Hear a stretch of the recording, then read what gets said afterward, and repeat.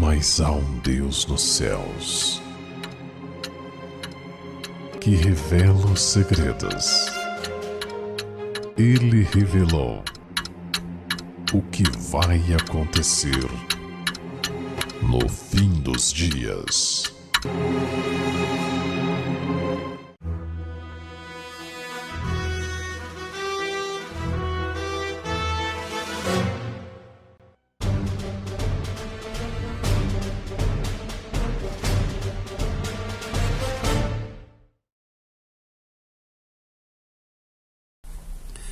Pérolas escondidas, as 3 mensagens angélicas. E vi outro anjo voar pelo meio do céu e tinha o evangelho eterno para o proclamar aos que habitam sobre a terra, a toda nação, tribo, língua e povo, dizendo com grande voz: temei a Deus e dai-lhe glória, porque é vinda a hora do seu juízo. Adorai aquele que fez o céu, a terra, o mar e as fontes das águas. Apocalipse 14, 6 e 7. O primeiro anjo de Apocalipse 14 é descrito como tendo o evangelho eterno. O evangelho e as boas novas da salvação, necessário devido à queda do homem. A história da criação forma a base para compreender essa queda. Assim, pois, todos os que pecaram sem lei, também sem lei perecerão. E todos os que com lei pecaram, pela lei serão julgados. Romanos 2, 12. A mensagem do primeiro anjo consiste em 2 partes. A primeira parte é: temei a Deus e dai-lhe glória, por causa do julgamento. Essa mensagem foi enfatizada no início da história do povo do Advento, nas doutrinas do juiz investigativo e executivo, e remete à guarda dos mandamentos que tinham sido esquecidos completamente pelo protestantismo ascendente desde a reforma de Lutero e os demais reformadores. A verdadeira forma de temer a Deus é guardando os seus mandamentos. De tudo que se tenha ouvido, o fim é: teme a Deus e guarda os seus mandamentos, porque isto é o dever de todo homem. Porque Deus há de trazer a juízo toda obra, e até tudo que está encoberto, quer seja bom, quer seja mau. Eclesiastes 12, 13 e 14. A segunda parte é: adorai aquele que fez. Mostra o resgate da adoração ao verdadeiro e único Deus, Criador de tudo, e que foi esquecido, abandonado pela idolatria e a entrada de falsos deuses que roubam a devida adoração através de dogmas como a Trindade, que arrastam a maioria das igrejas denominacionais hoje no ecumenismo, colocando a existência de 3 deuses coeternos, o unicismo, ou ainda teorias que desconsideram a necessidade da presença de um Criador, como seja a teoria da evolução. E a vida eterna é esta: que te conheçam a ti só por único Deus verdadeiro e a Jesus Cristo a quem enviaste. João 17, 3. O nosso Criador é Deus, o Pai, que criou tudo através de seu Filho. E a primeira mensagem busca resgatar a adoração a este verdadeiro Deus, que foi esquecido e abandonado por aqueles que usam seu nome e de seu Filho, sem a devida noção da hierarquia, honra e glória devidas a cada um deles. Todas as coisas foram feitas por intermédio dele, e sem ele nada do que foi feito se fez. João 1,3. A história bíblica da criação é de que o ser humano foi criado perfeito à imagem de Deus. Devido à sua própria escolha errônea, caiu em pecado. Deus não poderia simplesmente desculpar o seu pecado e ainda assim permanecer justo. Então, Deus envia seu Filho à terra para morrer em nosso lugar. Assim, Deus poderia ser justo perante a guarda da sua lei e ao mesmo tempo justificador, exercendo misericórdia. O julgamento da humanidade, enfatizado no final da primeira mensagem, está intimamente relacionado com a história da criação. Nossa responsabilidade é baseada no fato de que na criação o ser humano era perfeito. Sem a perda da perfeição, não há responsabilidade para com Deus pelo pecado e a necessidade de um Salvador. O julgamento incluirá a responsabilidade final pela condição do mundo, uma responsabilidade dada na criação, dizendo com grande voz: temei a Deus e dai-lhe glória, porque vinda é a hora do seu juízo. Adorai aquele que fez o céu, a terra, o mar e as fontes das águas.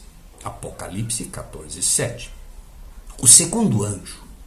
E outro anjo seguiu dizendo: Caiu, caiu Babilônia, aquela grande cidade, que a todas as nações deu a beber do vinho da ira da sua prostituição. Apocalipse 14, 8.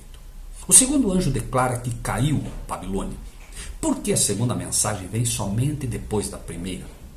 Poderia ser que a rejeição da primeira mensagem fosse o passo final da queda de Babilônia. Babilônia representa em um primeiro momento a Igreja Mãe, a Igreja Católica, e posteriormente todas que a ela se ligaram em doutrinas similares. A outrora denominada Virgem Pura torna-se uma prostituta e impura.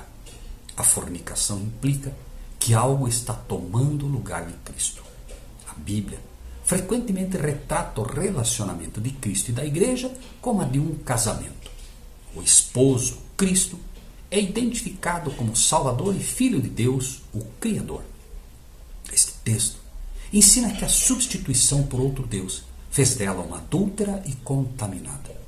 Qualquer igreja que fez tal escolha, negando Jesus como o Filho literal de Deus, seja de que forma for, está incluída neste adultério. A mensagem do segundo anjo deve ser considerada como uma resposta à reação do mundo cristão à mensagem do primeiro anjo em relação à criação e ao julgamento. E receberá reforço por um quarto anjo que, com grande autoridade, manda aos sinceros saírem desse sistema rebelde, apóstata e desobediente. E ouvi outra voz do céu que dizia: Sai dela, povo meu, para que não sejas participante dos seus pecados, que para que não incorras nas suas pragas. Apocalipse 18, 4. Na história bíblica da criação, Adão e Eva foram criados perfeitos. Sua queda introduz o pecado e morte no mundo. Jesus oferece-se a Deus como sacrifício substituto por nossa salvação. A salvação, portanto, é puramente uma questão de graça. Assim, podemos apenas aceitá-la como um dom ou rejeitá-la. Não importa quanto você tenha se esforçado, não importa quanto você se considere bom, isto não tem valor diante de Deus no tocante à salvação. Este tipo de perfeição é, na verdade, presunção e nada tem que ver com a verdadeira fé. Não há como ganhar a nossa própria salvação. Não fazemos boas obras para sermos salvos, mas porque cremos na salvação que nos foi dada. Babilônia é baseada na justificação pelas obras e não importa o quanto fale de fé, enquanto a verdadeira Igreja de Cristo entende que é somente pela graça, um favor imerecido, que o ser humano recebe a salvação. E suas obras, ainda que boas, não contam no mínimo que seja para salvar o mesmo. O terceiro anjo.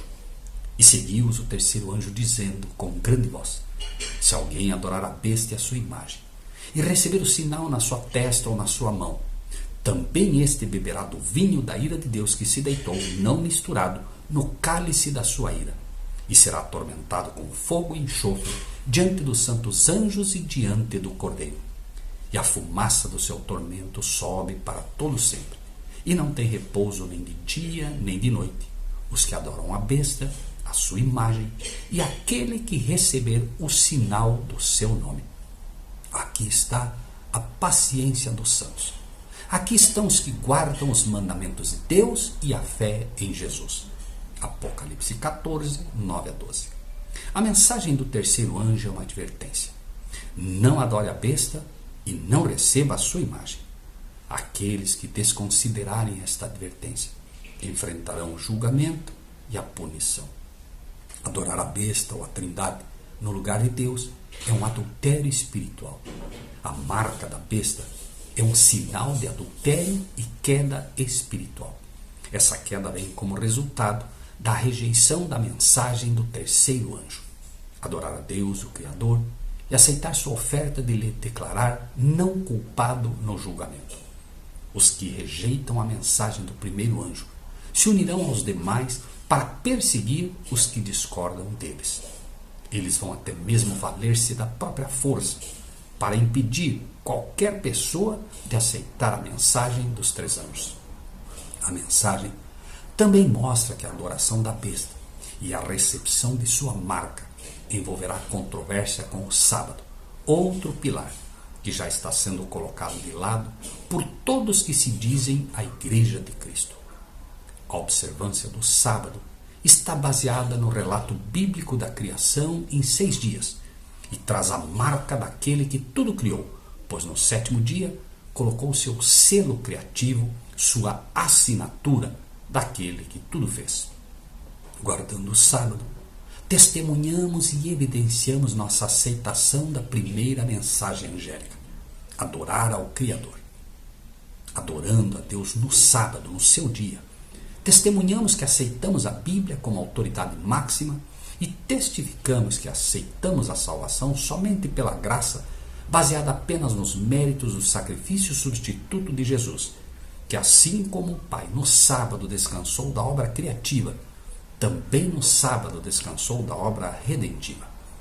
Desacreditar da observância do sábado é remover a base da criação deste mundo e muito mais. É desacreditar na criação literal, é duvidar de um Deus que em 6 dias fez tudo. E mesmo sem precisar, ao 7º dia descansou, abençoou e santificou, dando-nos o exemplo. E qual é o propósito do julgamento se não existiu a queda no pecado? Sem a doutrina da criação em 6 dias, as 3 mensagens angélicas perdem o seu significado. Pense nisso e que Deus seja contigo.